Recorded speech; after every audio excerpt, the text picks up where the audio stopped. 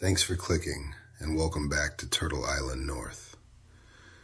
Today we're taking a closer look at what's happening in the Iranian war in the Middle East and the growing clash between the UK and Donald Trump, from a perspective that the mainstream media may not find very popular. Trump said out loud from the Oval Office what no American president has said in 80 years. Spain has been very, very uncooperative, and so has UK. Now, the second one is shocking, but this is not the age of Churchill. I will say the UK has been very, very uncooperative with that, and they ruin relationships. It's a shame. But the president didn't just publicly trash Britain from the Oval Office. He outflanked Britain's chaos operation in the Strait of Hormuz. When Lloyd's of London announced it was terminating insurance for Gulf shipping, a move which could throw the world economy into chaos, President Trump ordered the United States Development Finance Corporation to step in and provide that coverage. And he put the Navy on notice to escort tankers through the strait. What you're watching is an American president who doesn't need Britain's permission to strike Iran and doesn't need Britain's insurance markets to keep the world's oil moving. 300 years of Crown control over that choke point broken in a single day. Now, if you've been watching the news this week, you're being told America is stumbling into another Middle Eastern quagmire, that it's going to be a perpetual war, economic chaos, and it's a president who doesn't know what he's doing. That's the drumbeat from the same people who cheered on every British-backed regime change operation of the last 30 years. I'm Susan Kokinda. I've tracked how the British have used Iran as a trigger for economic and strategic chaos since the days of the gas lines, and I've watched every president since Jimmy Carter let it happen, until now. Larry Kudlow also dropped truth bombs on Friday's show. He's connecting dots they don't want connected. This isn't just news, it's the story behind the story. Let's take a look. All right, so let a bunch of oil tankers sail through the Strait of Hormuz, and I'll tell you, world oil prices will retreat big time. That's the subject of the riff. So finally, some very good news on oil prices. The U.S. going to give a lot of help to insure and reinsure, a.k.a. guarantee oil cargo values moving through the Strait of Hormuz.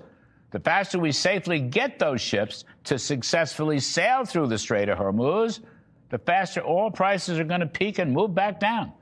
There's 120 tankers sitting in the Persian Gulf ports at the top of the Strait of Hormuz, but they're paralyzed because Lloyd's of London and other reinsurers have broken their contracts and jacked up insurance rates 50 to 100% if they even write a contract because of the so-called Iranian war risk premium. It's mainly this problem that's driving up oil prices.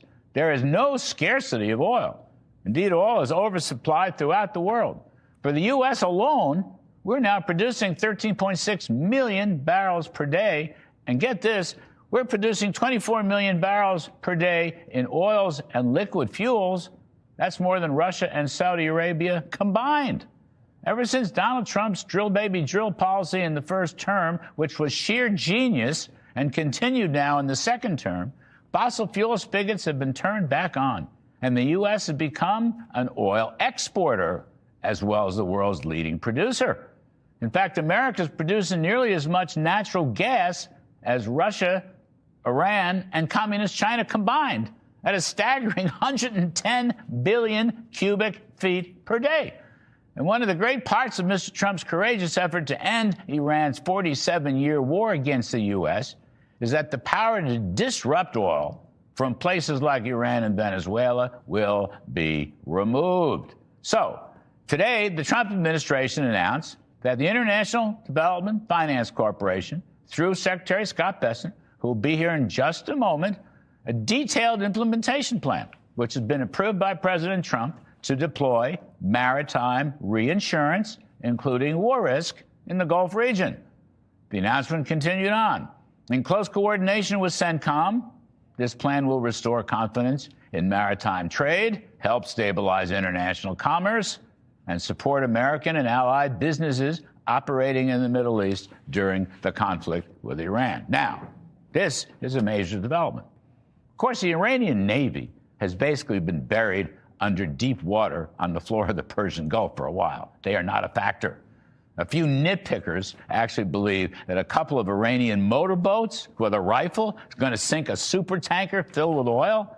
I don't believe that for a minute. However, the great U.S. Navy is going to be a player here, perhaps with ships at both ends of Hormuz and other ships accompanying supertankers as they make their way through the waterway toward their destination. So, we'd be insuring any losses, providing military protection to get oil to its proper spots. And world oil prices have basically jumped $30 in the last week because of the wartime risk premium. I don't know where the peak is, but when the U.S. gets this package together, insurance, naval protection, ships passing through the Strait of Hormuz, it'll be confidence-inspiring. And we will not be far away, not only from a peak in oil prices, but a gradual descent back to normalcy, which would be something like Donald Trump's prediction of $60 a barrel or perhaps the mid-50s. These little Iranian motorboats will have nothing to say about it. And that's the riff. As always, let us know what you think in the comments. See you next time. Thanks for watching. This is Turtle Island North, driven by facts, not feelings.